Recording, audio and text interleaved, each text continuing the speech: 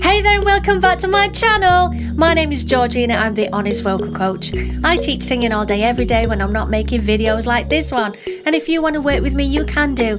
I have an online singing course which is now on Skillshare. And this means if you sign up now, you get a 14-day premium subscription to Skillshare, which means essentially you get to do the course for free. The links are down below. And if you like what you see today, give me a thumbs up and subscribe.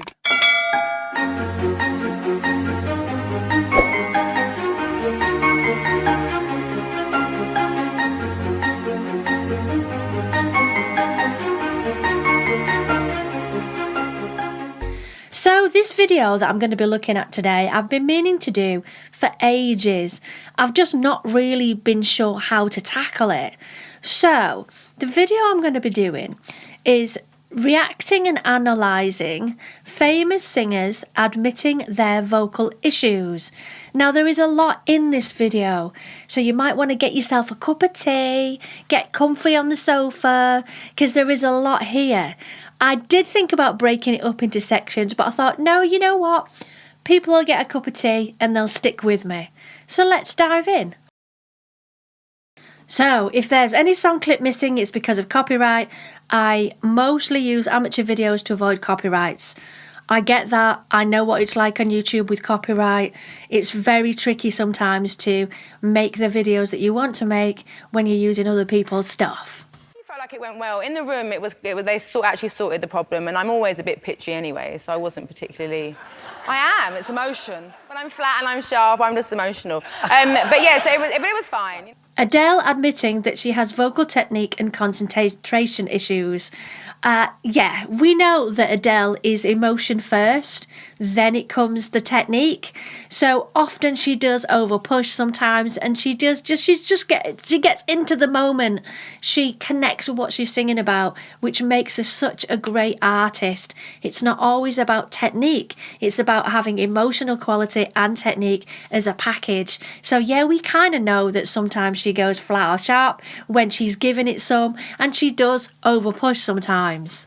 Fine for camera checks, fine for everyone at the BBC, and then the minute my fans are in there, I just froze again, and I couldn't control my voice like I usually can, and that's always been an issue. Like, you know, I get so distracted when I'm performing live by everyone else, you know, and stuff like that. Yeah, I completely know what she's saying. It is quite a thing when you get distracted by your audience and everything else that's going on. You want to interact with them, but you also want to give a great performance. So it's trying to get an equal balance. I don't have lessons. I probably don't have a great technique. Sometimes I feel like I'm singing from my throat and not from my stomach, from my belly. So she's so right, but that's good. She knows what her flaws are. She does over push from the throat, and she's not always supporting from the diaphragm, and that's when she does get vocal issues, because constantly pushing in the throat. Imagine the vocal folds, delicate little pieces of flesh, and you're pushing and pushing and pushing all the time. It's like sandpaper. You're eventually going to wear them out. I think that could be an issue sometimes. And also, like, singing through sickness. Yeah, singing through sickness is a big deal. Performers, we have to deal with this. I mean, imagine if you're in a West End show and you have to sing 8 to 10 shows a week. That is a lot. And if you're not well for one day, your understudy will step in, and you don't want to be ill for too long because there's always someone who wants to take your place. So you've got to really look after your voice as best you can. And there are times when you just have to sing through illness because you've got obligations. You just have to crack on and do it the best that you can. Try not to hurt yourself. Yeah, I had laser surgery, yeah. And what do they actually do? Put a laser down your throat, cut off the polyp, and kind of laser your hemorrhage back together and fix it. Yeah, so sounds like she had quite a job there. So she got a polyp and also a hemorrhage.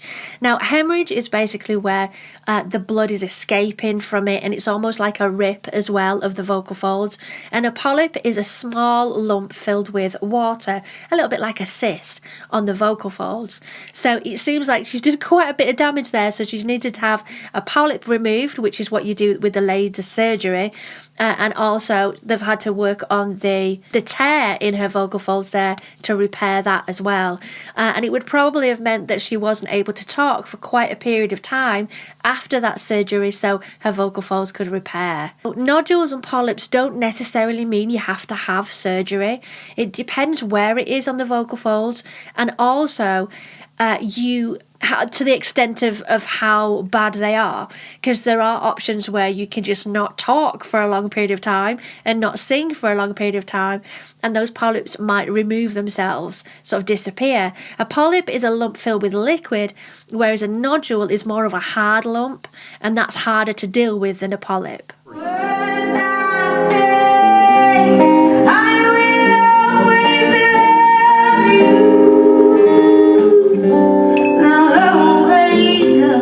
So true.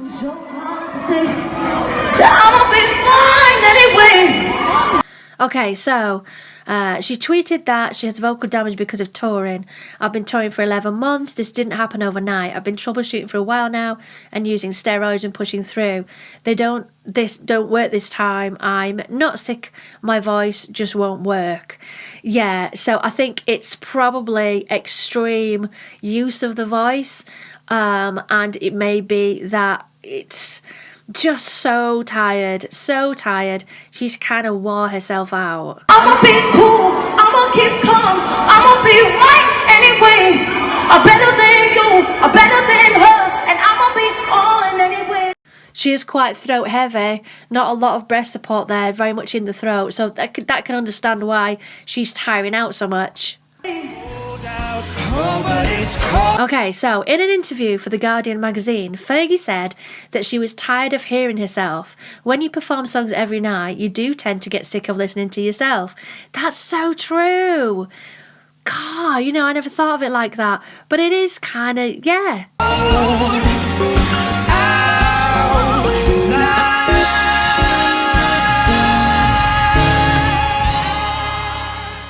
Do I like my voice? Okay, Britney Spears admitting that she is not totally satisfied of her voice.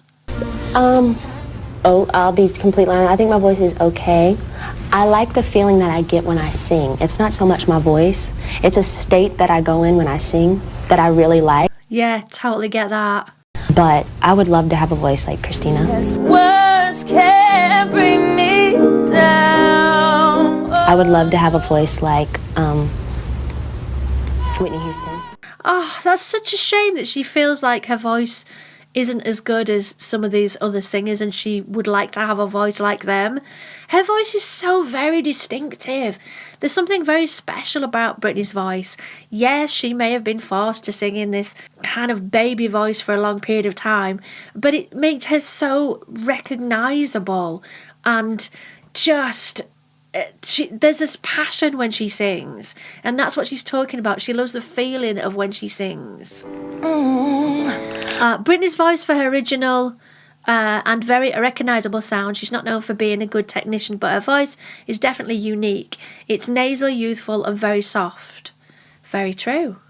All I need is time, a moment that is mine.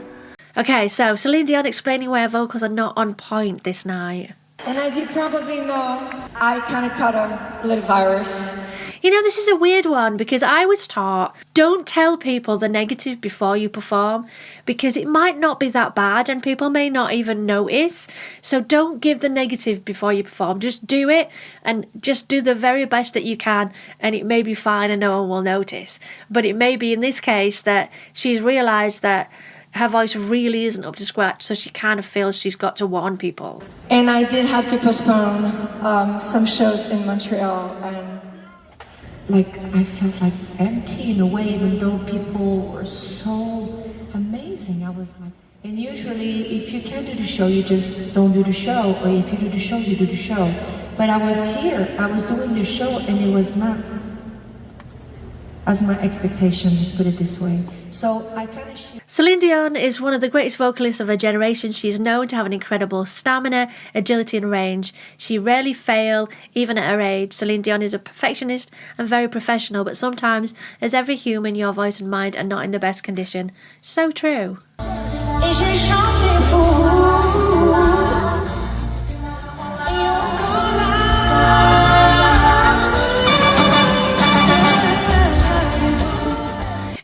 she did not deliver the best vocals, she was still being able to slay some vocals and gave her best to her fans.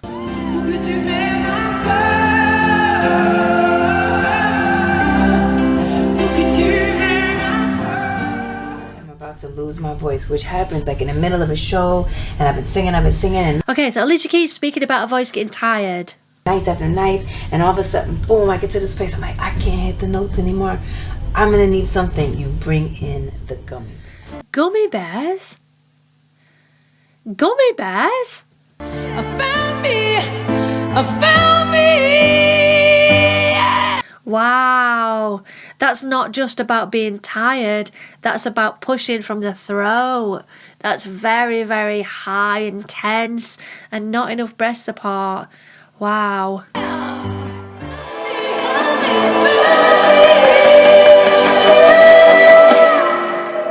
Gummy bears is not going to do you any good, by the way. Demi talking about her notes. I can't do it live with this one. I've practiced so much. Okay. Like, I'm not gonna do it live. I can't do it live. So. Really? Shut up! I've heard you do shit live. I'm like, No, but that one I've like practiced. Yeah, it's a very tough note.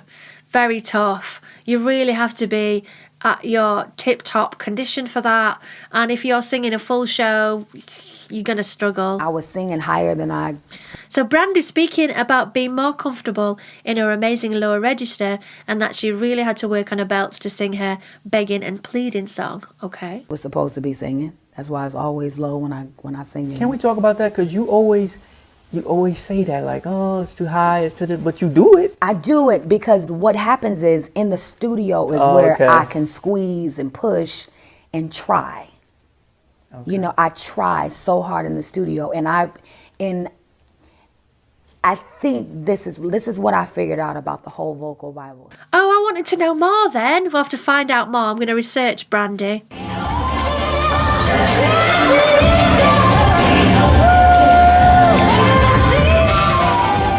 Okay, Lara Fabian getting very emotional about cancelling a tour because of ear issues. She explained that a sound engineer sent too much waves in her earphones, and after that she had to get surgery to fix it. Wow, she was not able to hear herself well since this incident and was afraid to not be able to sing and perform again. Wow, so she had a burst eardrum by the sounds of things because of having too much volume in her ear. That's such a shame. So sound men, wow, take note. Il y a quelques mois, j'ai pris un choc sur un plateau. Ouais, c'est ça. Il y a un mec qui a ouvert 2 lignes et j'ai pris 1000 Hertz. Et je suis tombée par terre. Non. Et depuis, j'ai un dommage qui est récurrent chaque fois que j'ai une exposition. Et finalement, le résultat, c'est que quand je m'expose trop longtemps, j'ai ce dédoublement vocal et ce sentiment d'entendre pas juste ma voix, mais d'entendre une sorte de, comment dire, comme si ça résonne. Ça résonne à l'intérieur. Si j'en perds mes mots, moi qui... Il y a un os à l'intérieur de l'oreille. Oh, bless her. On est ému pour vous, voilà, je vous le dis.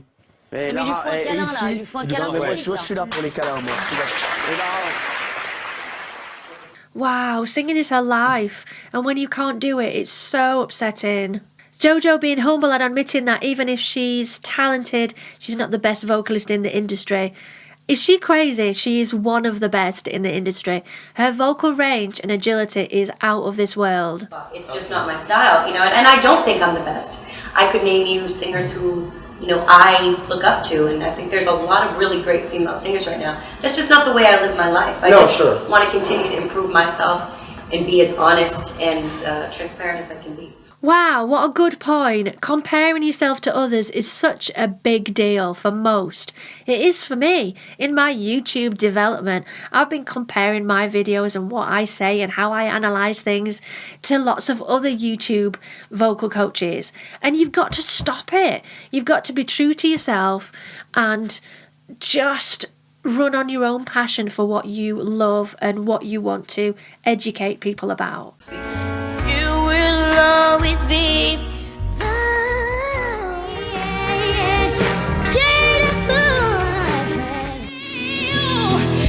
In her very personal song, Joanna, she sings to herself, "Do you still have the same range that you did when you were 14?" Referring to the fact that her voice matured and lost comfort in some registers of her voice. And people love to mention that. There's a big misconception about having a huge range, being a great singer. In fact, her technique is better since 2012. She admitted that she did not take care properly before.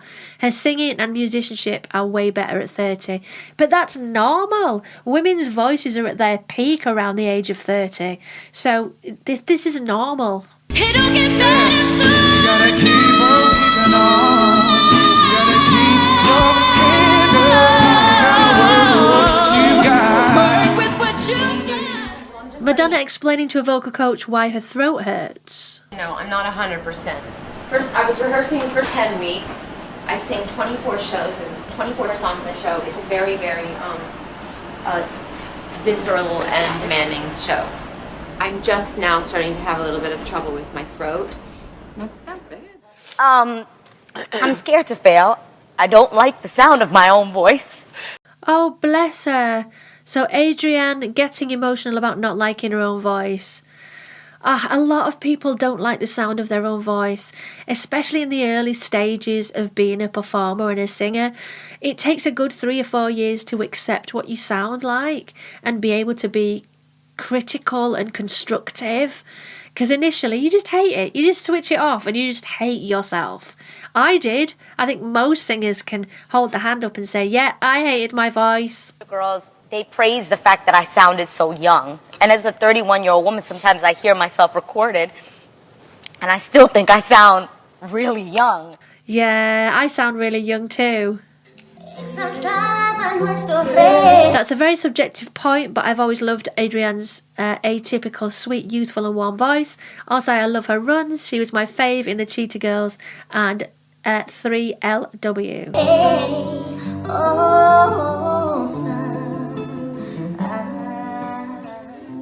Without ruining their... Oh, Barbra. So Barbra Streisand explaining that she's not classically trained and that she lost her voice and confidence at a moment. It's crazy. Barbra Streisand has never had any vocal training. She was trained as an actress. But the funny thing is, I never took lessons. So, I once thought I was losing my voice years ago. And I hired a teacher to come and I said, you know, I really want to sing an E flat and I can't hit it anymore. Going with him to tour in England in a show, I lost my voice singing in Chicago. How come you hold the note so long? And I said, 'cause I want to. But I didn't know, and then all of a sudden I found myself on stage, couldn't hold the note anymore, because I started thinking about, how do I do this?